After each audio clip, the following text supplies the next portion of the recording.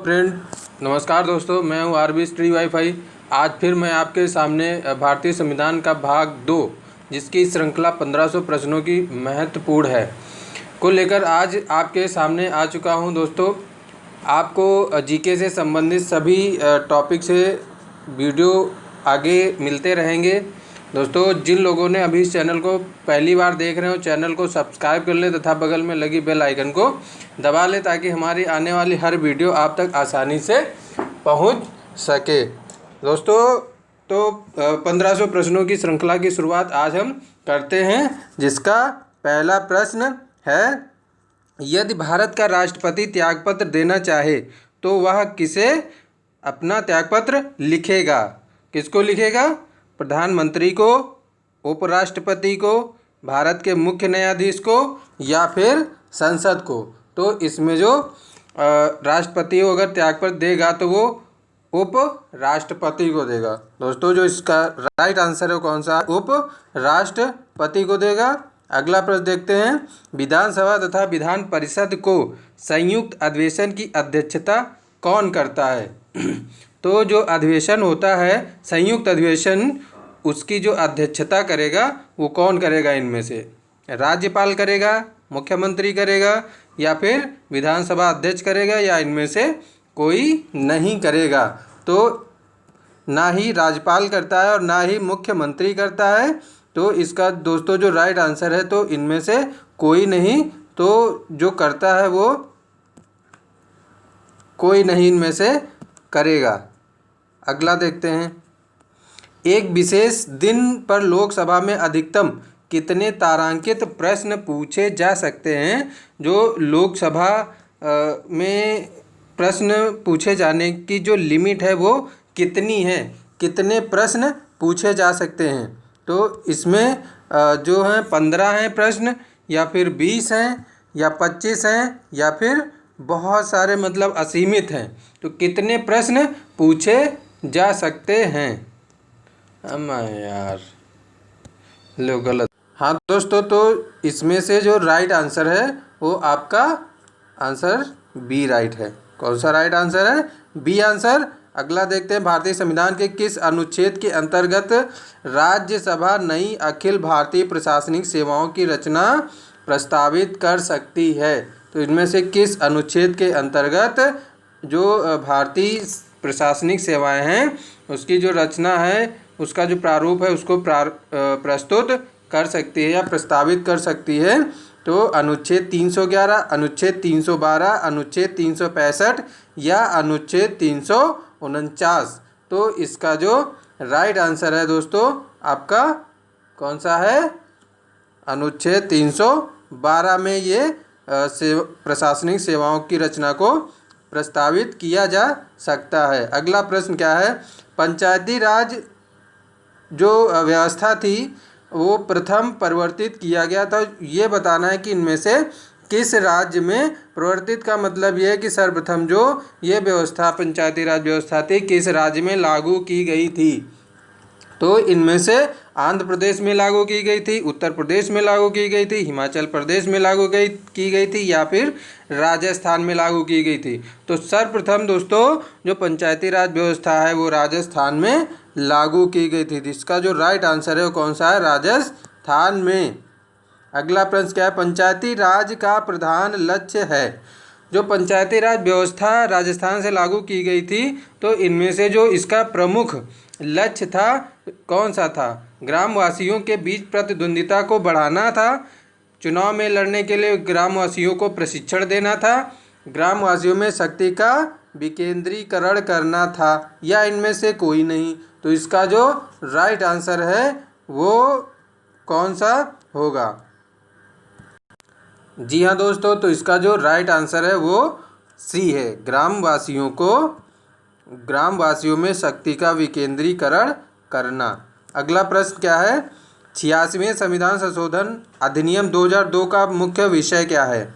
तो इसका जो मुख्य विषय क्या है, कुछ नई भाषाओं को 8वीं अनुसूची में जोड़ना, कुछ नए राज्यों का परिसीमन करना, निर्वाचन क्षेत्रों का परिसीमन करना, 6 वर्ष से 14 वर्ष तक के बच्चों को निःशुल्क एवं अनिवार्य शिक्षा का मौलिक अधिकार प्रदान करना। तो जो 86वां संशोधन था, तो जो इसका मुख्य विषय था तो वो था आपका दोस्तों 6 वर्ष तक के बच्चों को निःशुल्क शिक्षा एवं अनिवार्य शिक्षा का मौलिक अधिकार प्रदान करना इसका मुख्य विषय था। भारत संघ में वित्त संबंध संघीय वित्त संबंध में रखता है। तो इसका जो प्रश्न है थोड़ा सा देख लेते हैं। भारत में संघीय जो वित्त है वो किससे संबंध रखता है? राज्यों के बीच वित्त से, मतलब राज्यों के बीच जो भारत सरकार का वित्त से संबंधित मामला होता है, या राज्य एवं केंद्रों के बीच वित्त से, केंद्र एवं स्वशासित सरकारों के बीच जो केंद्र हैं और वहाँ की जो केंद्र के अधीन सरकारें, या इनमें से कोई नहीं। तो इसका जो सही आंसर है दोस्तों वो कौन सा है आपका? राज्यों एवं केंद्र के बीच, राज्यों एवं केंद्र के बीच इसका संबंध होता है। इसका जो राइट आंसर है आपका बी है। अगला प्रश्न देखते हैं, भूमि सुधार किसके बीच का विषय है? अब देखते हैं भूमि सुधार जो है वो किसके बीच का, संघ सूची से संबंधित है, समवर्ती सूची से संबंधित है, राज्य सूची से संबंधित है, या इनमें से किसी से संबंधित नहीं है। तो इसका जो सही आंसर है वो आपका राज्य सूची से संबंधित विषय है, जो भूमि सुधार जिसमें भूमि सुधार से संबंधित नियमों का उल्लेख किया गया है। अगला प्रश्न क्या है? जब भारत के राष्ट्रपति एवं उपराष्ट्रपति के दोनों कार्यकाल शून्य हों, मतलब दोनों ही अपने पद पर न हो, तो उनके कार्यों को कौन संपन्न करेगा? तो उस स्थिति में जो भारत का नेतृत्व है वो कौन करेगा? इनमें से प्रधानमंत्री करेगा, गृह मंत्री करेगा, भारत के मुख्य न्यायाधीश करेंगे, या फिर लोकसभा अध्यक्ष करेगा?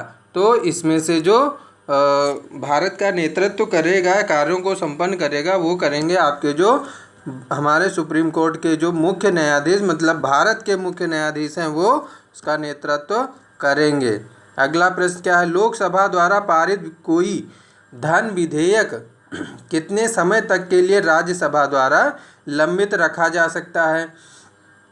तो ये जो लंबित रखा जा सकता है 14 दिन तक, 1 माह तक, 2 माह तक, या फिर 3 माह तक राज्यसभा द्वारा जो धन विधेयक है उसको लंबित रखा जा सकता है। तो ये मात्र 14 दिन तक रखा जा सकता है। कितने दिन तक? मात्र 14 दिन तक लंबित रखा जा सकता है। वित्त आयोग की संस्तुतियाँ किस पर बाध्यकारी, या फिर वो किस हिसाब से अपना काम कर सकता है, किस पर वो अपना प्रभाव जमा सकते हैं? तो किस पर? राष्ट्रपति पर बाध्यकारी होती है, मतलब राष्ट्रपति को उनका कार्य करने के लिए बाध्य करती हैं, या राष्ट्रपति पर बाध्यकारी नहीं होती हैं, मतलब वो स्वतंत्र हो सकते हैं, पारंपरिक रूप से सामान्यतः स्वीकृत हो जाती हैं, सरकार द्वारा सुविधानुसार स्वीकृत या अस्वीकृत कर दिया जाता है। तो इसमें जो वित्त आयोग की संस्तुतियाँ हैं वो सरकार द्वारा सुविधानुसार स्वीकृत या अस्वीकृत कर दी जाती हैं। तो इसका दोस्तों जो राइट आंसर है वो डी राइट आंसर है। अगला प्रश्न क्या है? संविधान के पुनरीक्षण हेतु गठित आयोग के सभापति के पद पर निम्नलिखित में से किसकी नियुक्ति की गई थी? संविधान के पुनरीक्षण हेतु, अब देख लीजिए इसमें से हमारे पहले इसमें कुछ मुख्य न्यायाधीशों के नाम दिए हैं, जैसे न्यायमूर्ति वाई.बी. चंद्रचूड़, न्यायमूर्ति एम.एन. वेंकटचलैया, न्यायमूर्ति जे.एस. वर्मा, या न्यायमूर्ति फातिमा बीबी। तो इसका दोस्तों जो राइट आंसर है वो आपका है न्यायमूर्ति एम.एन. वेंकटचलैया। तो इसका जो राइट आंसर है एम.एन. वेंकटचलैया है। अगला प्रश्न क्या है? निम्नलिखित में से कौन सा सिद्धांत संविधान के अनुच्छेद 13 से संबंधित नहीं है? तो कौन सा है? आच्छादन का सिद्धांत, छद्म का सिद्धांत, आदित्यजन का सिद्धांत, या फिर पृथक्करणीयता का सिद्धांत इसमें अनुच्छेद 13 से संबंधित नहीं है। तो इसका जो छद्म का सिद्धांत है वो आपके संविधान के अनुच्छेद 13 से संबंधित नहीं है। तो जो राइट आंसर है वो आपका बी राइट आंसर है। अगला क्या है, निम्नलिखित में से किसकी नियुक्ति राष्ट्रपति द्वारा नहीं की जाती है। अब इसमें देखते हैं किसके, राज्यों के जो राज्यपाल होते हैं उसकी नहीं की जाती है, उच्च न्यायालयों के मुख्य एवं अन्य न्यायाधीशों की, या फिर उपराष्ट्रपति की, या सर्वोच्च न्यायालय के मुख्य एवं अन्य न्यायाधीश की राष्ट्रपति द्वारा नियुक्ति नहीं की जाती है। तो इसमें जो उपराष्ट्रपति होता है, कौन होता है, जो उपराष्ट्रपति होता है उसकी नियुक्ति राष्ट्रपति द्वारा नहीं की जाती है दोस्तों। तो इसका जो राइट आंसर है वो आपका सी राइट आंसर है। दोस्तों आज की वीडियो को हम यहीं पर समाप्त करते हैं। दोस्तों इस वीडियो को अधिक से अधिक सब्सक्राइब करें, लाइक करें, शेयर करें तथा इसके डिस्क्रिप्शन बॉक्स में जाकर के लिंक पर जाकर के PDF को डाउनलोड कर सकते हैं। दोस्तों नमस्कार, धन्यवाद।